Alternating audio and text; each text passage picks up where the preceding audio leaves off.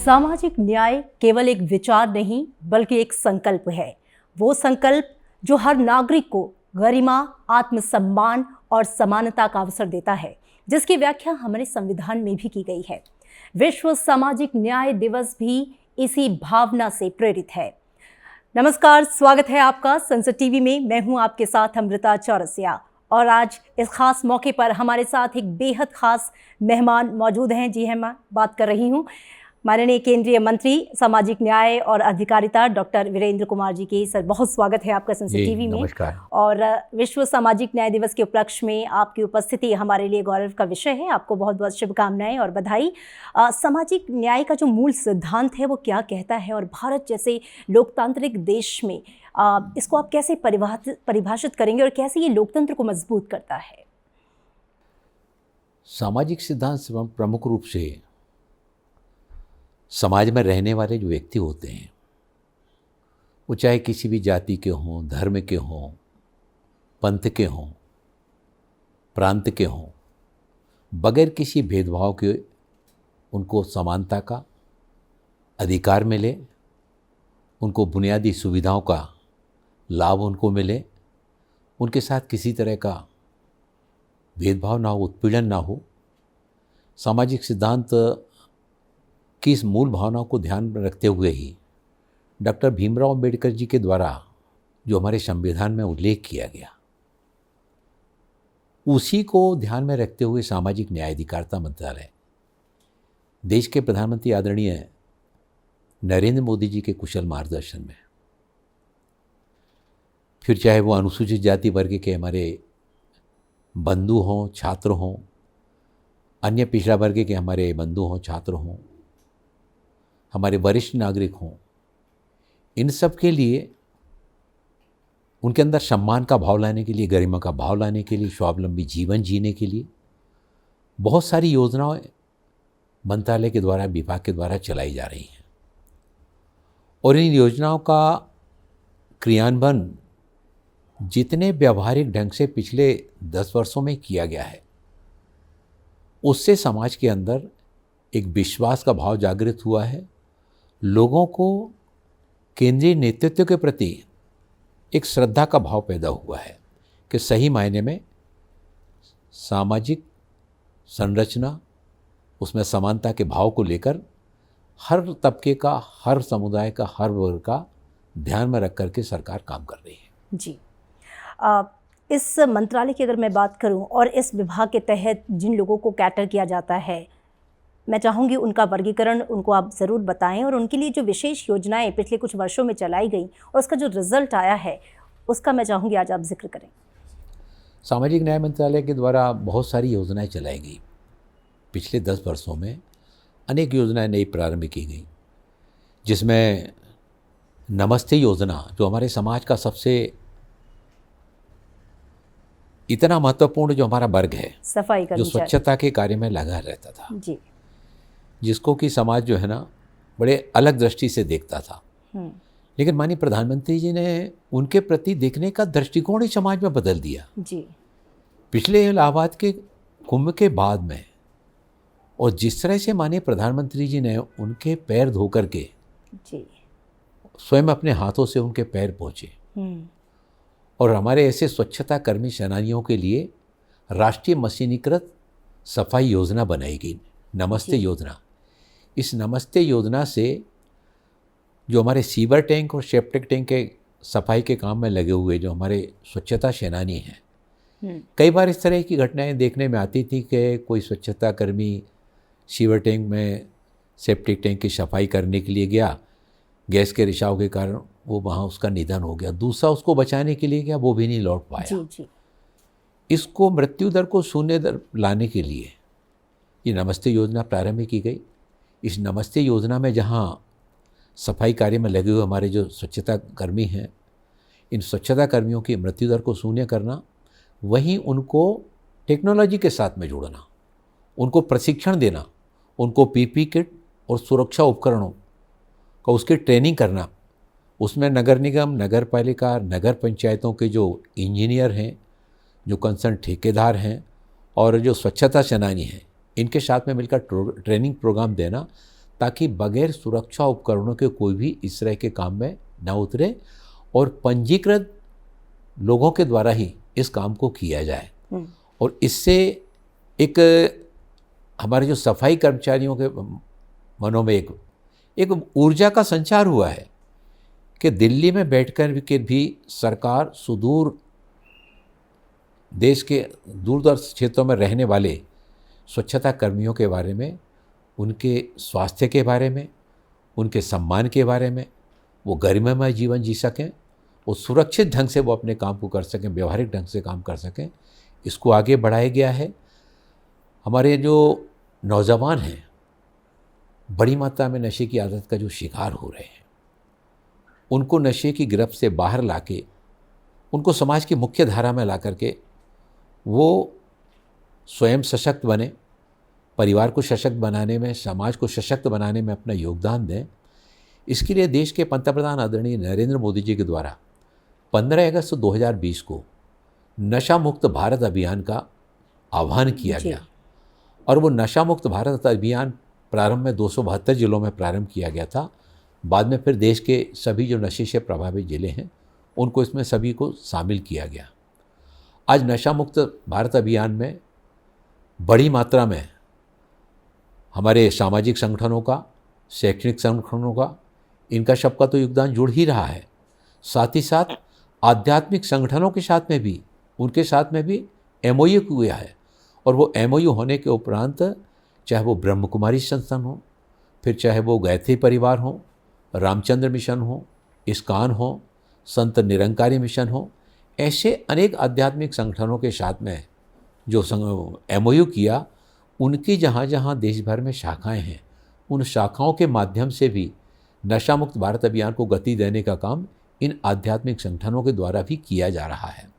सामाजिक न्याय अधिकारिता मंत्रालय ने जब पिछले बार देश भर के शैक्षणिक संस्थानों में, स्कूलों में, कॉलेजों में नशे के विरुद्ध शपथ का जब कार्यक्रम किया, उसमें देश भर में 98,000 शैक्षणिक संस्थान उसमें शामिल हुए और उन 98,000 शैक्षणिक संस्थानों में लगभग 1,66,00,000 जी युवा और विद्यार्थी उस कार्यक्रम में शामिल हुए।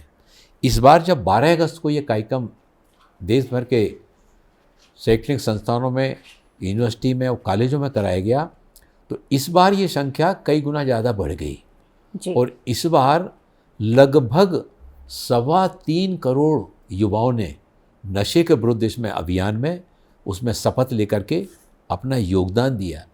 आज लगभग ATF केंद्रों के माध्यम से भी पुनर्वास और उपचार की गतिविधियों को भी आगे बढ़ाने का काम मंत्रालय के द्वारा किया जा रहा है।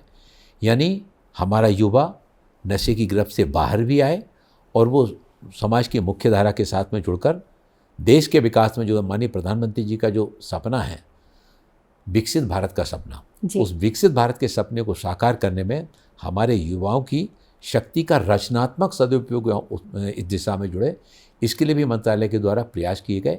ऐसी अनेक गतिविधियों को आगे बढ़ाने में, इसी तरह से हमारे दिव्यांगजनों के लिए दिव्यांगजन अधिकार अधिनियम 2019 में जब पारित किया गया, इस अधिनियम के पारित होने के बाद जो दिव्यांगता की 7 श्रेणियाँ थी पहले पूर्व में, उनको बढ़ा करके 21 किया गया और जो सरकारी नौकरियों में दिव्यांगजनों के लिए आरक्षण दिया जाता था, वो 3% जो आरक्षण दिया जाता था, अब उसको बढ़ाकर 4% किया गया। साथ ही साथ सरकारी स्कूलों में जो दिव्यांग छात्रों के लिए एडमिशन का आरक्षण था, वो 3% था, उसको बढ़ाकर भी 5% किया गया। हमारे दिव्यांगजनों को आर्थिक रूप से सशक्त बनाने के लिए, जहाँ सरकार उनके सामाजिक, आर्थिक, शैक्षणिक सशक्तिकरण के बारे में विचार कर रही है, उनको आर्थिक दृष्टि से भी सशक्त बनाने के लिए दिव्य कला मेलों का शुभारंभ किया गया। जी जी। और वो दिव्य कला मेलों में अभी हमारा 24वां दिव्य कला मेला जम्मू में अभी 2-3 दिन पहले ही प्रारंभ हुआ है। देश के विभिन्न अंचलों में दिव्यांगजनों के लिए दिव्य कला मेले आयोजित किए जा रहे हैं, जिसमें दिव्यांगजनों के द्वारा निर्मित सामग्री को विक्रय के लिए प्लेटफॉर्म वहाँ पर उपलब्ध कराया जाता है। अभी तक जो दिव्य कला मेले लगे हैं, उनमें लगभग 1500 दिव्यांगजनों ने भाग लिया और 19 करोड़ रुपए से भी ज़्यादा के राशि का व्यापार करके आय अर्जित करके वो सशक्त हुए हैं। एक दिव्यांग व्यक्ति जब सशक्त होता है, केवल वो अकेला सशक्त नहीं होता है, अपने परिवार को सशक्त करने में अपना योगदान देता है, समाज को और देश को भी सशक्त बनाने में अपना योगदान बिल्कुल, देता है। निश्चित रूप से ये सारे प्रयास सराहनीय है। लेकिन सर, जो वर्क प्लेस है जहाँ पे दिव्यांगजन या फिर जो अच्छे सार्वजनिक स्थल हैं, दिव्यांगजनों के अनुकूल बनाए जाने के लिए क्या कुछ प्रयास मंत्रालय की तरफ से किए गए या आने वाले समय में प्रस्तावित हैं, ताकि कहीं ना कहीं जो एक रुकावट आती है उसे दूर किया जा सके? आपने बहुत अच्छी बात पूछी है। दिव्यांगजनों के सुगम्यता के लिए सरकार के द्वारा इन दिनों में इस अभियान में सुगम्य भारत अभियान भी चलाया गया है जी। इस सुगम्य भारत अभियान में चाहे रेलवे स्टेशन हो, चाहे बस स्टैंड हो, हॉस्पिटल हो, एयरपोर्ट हो, गवर्नमेंट ऑफिस हो, स्कूल हो, इन सभी स्थानों पर रैंप भी लगाए जा रहे हैं। वहाँ पर एस्केलेटर भी लगाए जा रहे हैं। अनेक स्थानों पर उनके जो शौचालय हैं उनमें दिव्यांगजनों की सुविधाओं को ध्यान में रखते हुए शौचालयों को निर्माण कार्य भी किया जा रहा है। यानी दिव्यांगजनों के सशक्तिकरण को बारीकी के साथ में ध्यान में रखते हुए केंद्र सरकार के साथ साथ इसमें राज्य सरकारों का और विभिन्न मंत्रालयों का योगदान भी इसमें जोड़ा जा रहा है, ताकि हमारे दिव्यांगजन सुगम्यता के साथ में अपनी गतिविधियों का संचालन कर सकें। जी, यहाँ पे मैं पीएम अभ्युदय योजना का भी जिक्र मैं चाहूँगी खास तौर पे आपसे करना, जिसके कई सकारात्मक परिणाम निकले हैं। इस योजना के तहत अब तक कितने माइलस्टोन अचीव कर लिए गए हैं और आगे प्रस्तावित क्या कार्यक्रम है? पीएम अजय योजना, इस योजना में प्रधानमंत्री आदर्श ग्राम योजना, इसमें अनुदान घटक और इसमें छात्रावास, इसमें 3 प्रमुख घटक हैं। जी। प्रधानमंत्री आदर्श ग्राम योजना में लगभग 49,200 गाँव को इसमें शामिल किया गया है और उनमें से बहुत सारे गांव में काम प्रारंभ हो चुका है। लगभग अभी तक 10,000 से ऊपर प्रधानमंत्री आदर्श ग्राम घोषित भी हो चुके हैं और इनमें शिक्षा, स्वास्थ्य, सड़क, बुनियादी सुविधाओं का विस्तार विभिन्न मंत्रालयों का सहयोग लेते हुए इन गांवों को आदर्श बनाने की दिशा में सामाजिक न्याय अधिकारिता मंत्रालय काफ़ी जिम्मेदारी की भावना के साथ में सबका साथ में लेते हुए इन गांवों में विकास के कामों को भी बढ़ावा दे रहा है, बुनियादी सुविधाओं के विस्तार को भी बढ़ाया जा रहा है। जी बिल्कुल। इसी तरह से जो हमारा ई अनुदान घटक है, इस अनुदान घटक के अंतर्गत उनके आजीविका मिशन को आगे बढ़ाया जा रहा है, उनके कौशल विकास को आगे बढ़ाया जा रहा है। वहाँ इन गाँव में रहने वाले जो हमारे वंचित, शोषित, अनुसूचित जाति वर्ग के जो हमारे बंधु हैं, उनके आर्थिक सशक्तिकरण के लिए ई अनुदान के माध्यम से वो चाहे वो बकरी पालन का काम करें, चाहे भेड़ पालन का काम करें, या और अन्य गाय खरीदना है, भैंस खरीदना है, इस तरह की गतिविधियों को आगे बढ़ाया जा रहा है ताकि वो आर्थिक रूप से सशक्त हों और छात्रावासों के निर्माण को भी इसमें शामिल किया गया है। जी, वृद्धजनों के क्योंकि हमने देखा है कि कई बार इस अवस्था में आकर बहुत सारी दुश्वारियों का सामना करना पड़ता है, चाहे वो शारीरिक हो, मानसिक हो या सामाजिक भी हो। वृद्धजनों की सहायता के लिए, उनके मार्गदर्शन के लिए, उनको सहयोग करने के लिए सरकार की क्या कोशिशें इस समय चल रही हैं? जहां वरिष्ठ नागरिक गृहों का राज्य सरकारों के साथ में संचालन हम कर रहे हैं, राज्य सरकारों से राज्य सरकार भवन उपलब्ध कराती हैं, उन वरिष्ठ नागरिक गृहों को चलाने के लिए केंद्र सरकार के द्वारा सामाजिक न्याय अधिकारिता मंत्रालय के माध्यम से अनुदान उपलब्ध कराया जाता है। जी। उसमें उनके स्वास्थ्य के लिए, उनके भोजन के लिए, आवास के लिए, मनोरंजन के लिए, इन सारी गतिविधियों को तो बढ़ाया ही जाता है। साथ ही साथ ऐसे वरिष्ठ नागरिक जो भले ही सेवानिवृत्त हो गए हैं लेकिन जिनके अंदर काम करने की ऊर्जा है, उनके अनुभवों का लाभ दिलाने के लिए विभिन्न संस्थानों के साथ में कोऑर्डिनेशन करके रोज़गार दिलाने की दिशा में भी, उस दिशा में भी कदम आगे बढ़ाए जा रहे हैं ताकि वो ऊर्जा के साथ में अपने आप को अपना काम कर सकें और ऐसे संस्थानों को अनुभवी व्यक्तियों के अनुभवों का लाभ उनको मिल सके। समाज में एक वरिष्ठ नागरिकों के प्रति एक सम्मान का भाव पैदा करने के लिए एक नई और शुरुआत की गई है, इस बार से की हम लोगों ने, कि जब वृद्धजन दिवस होता है, अंतर्राष्ट्रीय वृद्धजन दिवस होता है, ये दुनिया के बाकी देशों के लिए केवल एक दिन के लिए होता है, लेकिन हमारे भारतीय संस्कृति वाले देश में हमारे यहाँ तो प्रतिदिन माँ बाप के चरण स्पर्श किए जाते हैं, बुजुर्गों को सम्मान दिया जाता है जी। तो हमारे लिए केवल एक दिन नहीं बल्कि 365 दिन सम्मान देने का भाव होता है। अंतर्राष्ट्रीय वृद्धजन दिवस के उस अवसर पर हमने दिल्ली के एक स्कूल से शुरुआत की है। अगले वर्ष इसको देश के अनेक विद्यालयों में हम ले जाने वाले हैं, जिसमें जो बच्चे रहते हैं पहली कक्षा से लेके 6वीं 7वीं 8वीं तक के जो बच्चे होते हैं वो अपने दादा दादी को लेकर उस दिन विद्यालय में आएंगे और वाकईतान करते हुए वो दादा दादी की उंगली पकड़ करके कैंपस में, स्कूल कैंपस में वो चलेंगे। हमने जब यहाँ पर इस बार किया मैं था, खुद इसकी साक्षी हूँ, मेरे बच्चों के स्कूल में मनाया गया था और दादा दादी को हम लेकर गए थे। अब आपने देखा कि बहुत आपको एक अलग तरह की खासकर दादा दादी को बड़ी खुशी हुई कि कुछ ऐसा कार्यक्रम भी है जिसमें उनको इनवाइट किया गया। जब बुजुर्गों को इस तरह से पोते पोती के नाती नातिन के विद्यालय में बुलाया जाता है तो जब वो अपने नाती नातिन का या पोते पोती का उंगली पकड़ के जब चलते हैं उनको बचपन तो अपना याद आता ही है, उस स्पर्श से उनके अंदर जो ऊर्जा का संचार होता है वो अनुभूति केवल वो व्यक्ति अनुभव कर सकता है जो उसका साक्षी है, जो इस तरह की गतिविधियों के साथ में जुड़ा हुआ है।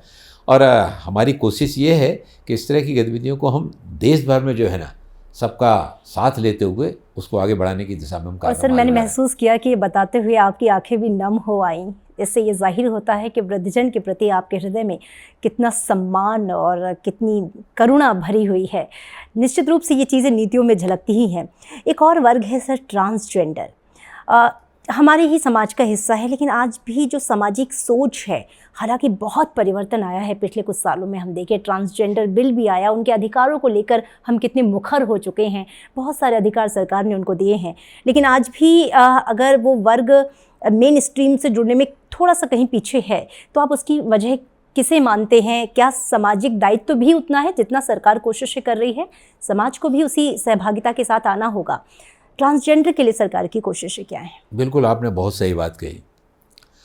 सरकार ने दिव्यांगजन संरक्षण अधिनियम 2019 पारित किया जी।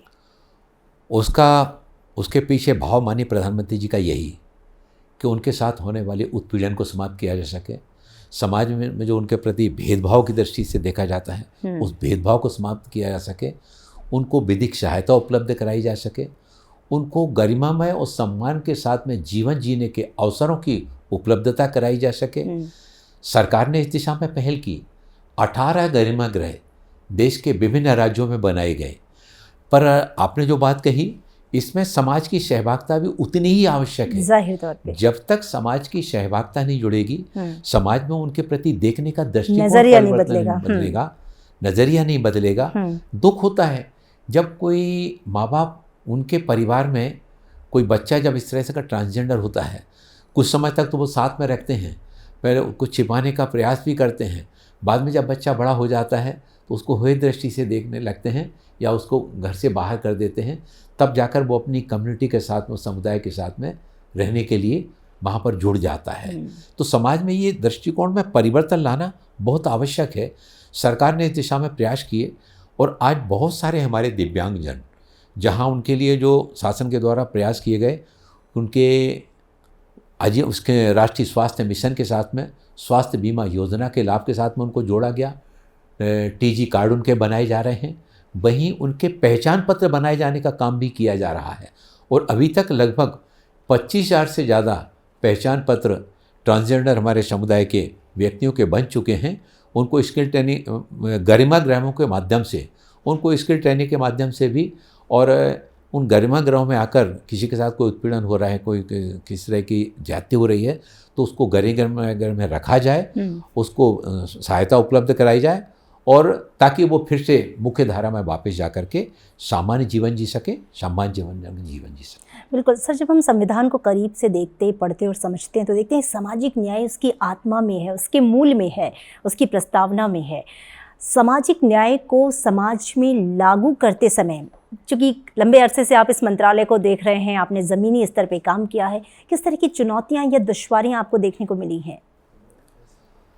सामाजिक न्याय की अगर बात की जाए तो ये निरंतर चलने वाला काम है, क्योंकि हमारे समाज के में जो है ना जाति व्यवस्था आज भी लागू है।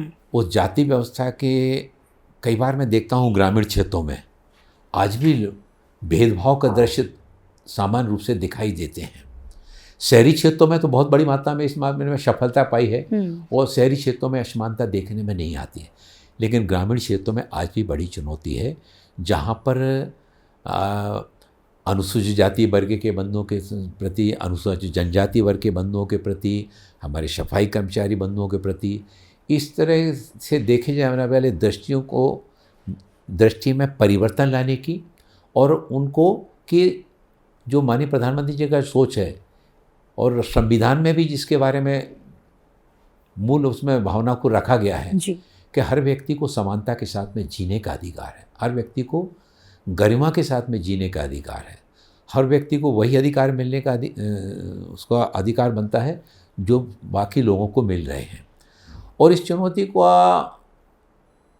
माननीय प्रधानमंत्री जी के नेतृत्व में जिस तरह से उसको आगे बढ़ाया गया है, जब सरकार के द्वारा योजनाएं बनाई गई तो बगैर किसी भेदभाव के, बगैर किसी प्रांत के, बगैर किसी पंथ के, बगैर किसी धर्म के योजनाओं का लाभ सभी को मिले।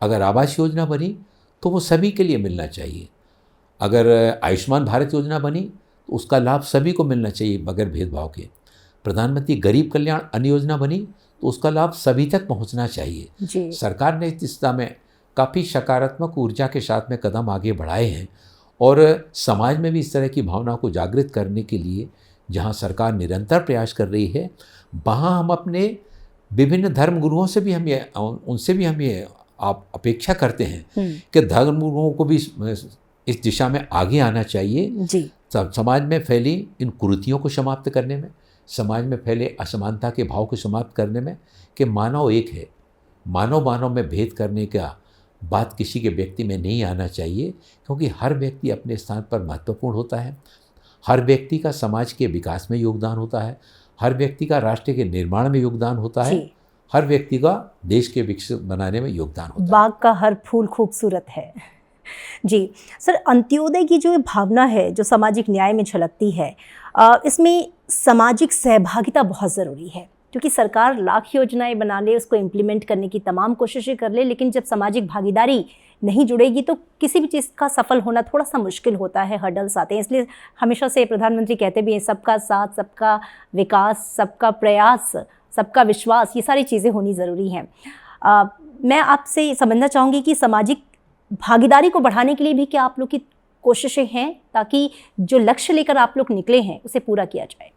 बिल्कुल, सरकार इसके लिए पूरी प्रतिबद्धता के साथ में आगे बढ़ रही है। सामाजिक भागीदारी भी, और समाज और देश के हर कोने को, हर वर्ग को, हर समुदाय को स्पर्श करते हुए सब समाज को लिए साथ में आगे है बढ़ते जाना। माननीय प्रधानमंत्री जी जो बात करते हैं सबका साथ, सबका विकास, सबका विश्वास और 2047 में भारत को विकसित राष्ट्र बनाने में सभी का सामूहिक प्रयास। जब उन सामूहिक प्रयासों की हम बात करते हैं तो चाहे हम पहले जो हमारे देश का सीमावर्ती गांव हुआ करता था उसको अंतिम गांव कहा जाता था, लेकिन आज उस गांव को देश का पहला गांव कहा जाता है। सूरज की पहली किरण जहां आती है पहला गांव उसको कहा जाता है। और विकास की जो योजना, ऐसे गांव के विकास की योजनाएं, विशेष रूप से योजनाएं बनाई जा रही हैं। यानी विकास वहाँ पर भी, विकास हमारे केरल के अंतिम कन्याकुमारी के अंतिम स्थान पर जो गांव हैं उधर से आते हैं तो वो हमारे देश का पहला गांव पड़ता है। तो विकास अगर हर्सिल के गांव का होता है तो विकास कन्याकुमारी के गांव का भी होता है, विकास नॉर्थ ईस्ट के गांव का होता है तो विकास कच्छ के बिल्कुल सीमावर्ती गांव का उसका भी होता है। समाज की सहभागिता जोड़ते हुए जहां देश का सर्वव्यापी सर्वस्पर्शी विकास सभी स्थानों पर पहुंचे, वहीं सभी व्यक्तियों का योगदान भी देश के विकास के साथ में जुड़े। इसके लिए सरकार जो प्रयासों को आगे बढ़ा रही है उन प्रयासों का परिणाम, सफलतादायक परिणाम भी आज सामने आ रहे हैं और हम उनकी उपलब्धि देख रहे हैं कि जब पूरा देश विकास की दिशा में कदम से कदम आगे एक साथ आगे बढ़ाता है तो हम कभी मोबाइल विदेशों से बुलाते थे, आज हम अपने देश में बना रहे। दुनिया में सबसे ज़्यादा मोबाइल फ़ोन बनाने वाले देशों में आज हम दूसरे नंबर की ताकत बन गए। हम स्टील के उत्पादन में सबसे ज़्यादा स्टील उत्पादन करने वाले देशों में आज हम दूसरे नंबर की ताकत बन गए। कभी हमारा देश एक समय ऐसा आया था जब हमें गेहूं ऑस्ट्रेलिया से बुलाना पड़ा था, लेकिन आज भारत जो है ना सबसे ज़्यादा कृषि उत्पादन करने वाले देशों में दुनिया के 3 देशों में आ गया है। हमारे यहाँ का मिलेट्स आज दुनिया भर में जा रहा है। दुनिया आज भारत के मिलेट्स की ताकत को पहचान रही है। ये जो सब कुछ हुआ है ये सर्वव्यापी सर्वस्पर्शी भावना के कारण हुआ। जब देश के लोगों का योगदान इसमें जुड़ा तभी हम, चाहे सुरक्षा उपकरणों के निर्माण की बात हो, चाहे दवाइयों के निर्माण की बात हो, आज जब हमारा देश जब देश को अपने आप को सशक्त बनाने के लिए और देश को विकसित बनाने के लिए कदम से कदम मिलाकर जब आगे बढ़ा तो माननीय प्रधानमंत्री जी को सोच को साकार करने में, उस सपने को साकार करने में आज पूरा देश उनके साथ में चल रहा है, क्योंकि लोगों को मालूम है कि मोदी हैं तो मुमकिन है। जी बिल्कुल, आत्मनिर्भर भारत की ये सुनहरी तस्वीर है जो सभी के सामने है, पूरी दुनिया इसको देख रही है। आज सर जो ये मौका है सामाजिक न्याय दिवस ग्लोबल जो है इंटरनेशनल डे है, इस मौके पर आज चूँकि आप मंत्री हैं इस विभाग के, आपका संदेश न सिर्फ देश के लिए बल्कि पूरी दुनिया के लिए मैं चाहूँगी इस मंच के माध्यम से आप दें। कोई भी देश, समाज और विश्व तभी सशक्त होता है जब न्याय किताबों में नहीं बल्कि व्यक्ति के जीवन में जब झलकता है, तब व्यक्ति से लेकर विश्व तक सशक्त होता है।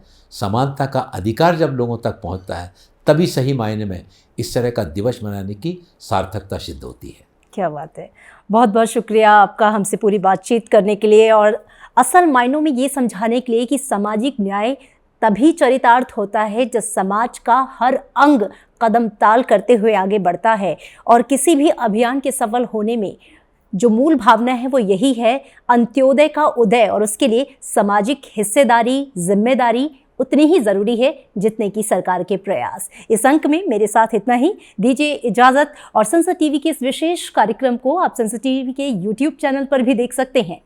नमस्कार।